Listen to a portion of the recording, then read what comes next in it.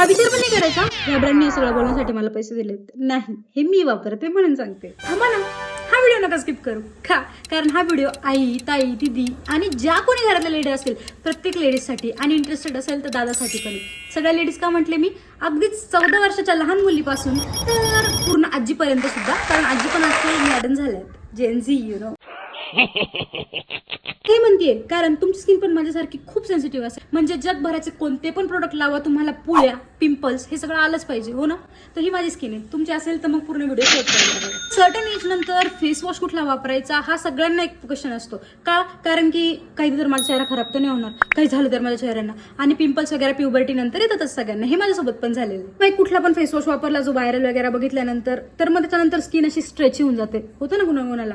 तर त्याच्यासाठीच माझ्याकडे आहे सगळ्यात बेस्टवाला सिम्पल रिफ्रेशिंग फेस वॉश.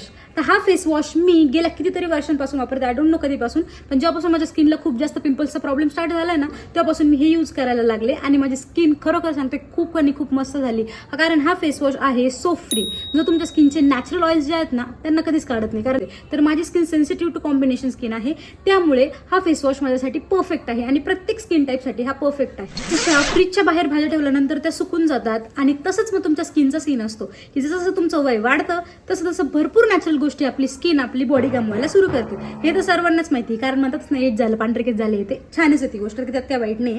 पण त्याच्यासाठीच म्हणून सांगते की तुमच्या स्किनची काळजी फक्त आणि फक्त एक तर ते फेस वॉशवरच टाकायची नाही, त्यासाठी तुम्हाला स्किनला एक पाणी द्यावं लागतं, हायड्रेशन द्यावं लागतं. तर हायड्रेशनचं काम तुमच्यासाठी करतं हे सिम्पलचं सुदिंग टोनर.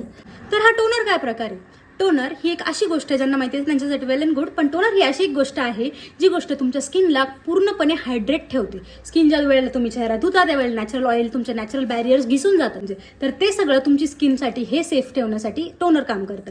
अच्छा, तर टोनर तुम्ही कुठलं वापरायचं असतं जे अल्कोहोल फ्री असतं. आता माझं हे जे सिम्पलचं टोनर आहे तर ते अल्कोहोल फ्री टोनर आहे, आणि हे टोनर काय करतं, तुमच्या मॉइश्चरायझर असेल किंवा मेकअप असेल या सगळ्या गोष्टींसाठी तुमच्या चेहऱ्याला इतकं छान प्रकारे तयार करतं. हे टोनर मी पण आता गेले 1-1.5 वर्षापासून वापरायला स्टार्ट केलेलं आहे, आणि मी ना असं त्याला पंप बॉटलमध्ये यूज करते. मी बघा भरपूर साऱ्या बॉटल्स आता त्याचे यूज करून झालेल्या आहेत. तर हे मला खूप आणि खूप जास्त चेहऱ्याला माझ्या बाउन्सी ठेवतं आणि सॉफ्ट ठेवतं. कधी कधी तर मी ना ह्या टोनरच्या जीवावरती माझं मॉइश्चरायझर जे आहे ना ते स्किप करत असते. तर तुम्हाला हे दोन्ही प्रोडक्ट आवडले की तुम्ही ह्या स्टिकरवरती तुम्ही टच करून हे प्रोडक्ट घेऊ शकता. आणि नेक्स्ट गोष्ट की हा प्रोडक्ट कुठल्याही प्रकारचे साईड इफेक्ट तुमच्या स्किनवरती दाखवत नाही, अजिबात दाखवत नाही. त्यामुळे बिंदास तुम्ही हा प्रोडक्ट वापरू शकता. आणि पुढच्या व्हिडिओमध्ये मी तुम्हाला सांगणार आहे लिप बाम आणि तुम्ही कुठल्या प्रकारचं मॉइश्चरायझर स्किनवरती वापरू शकता. तोपर्यंत या चॅनलला सबस्क्राईब करा आणि अशा व्हिडिओसाठी मला कमेंट, कारण मला खूप जास्त भारी वाटतं ज्या वेळेला तुम्ही मला कमेंटमध्ये सांगता की दीदी मला हे आवडलं. So stay tuned guys.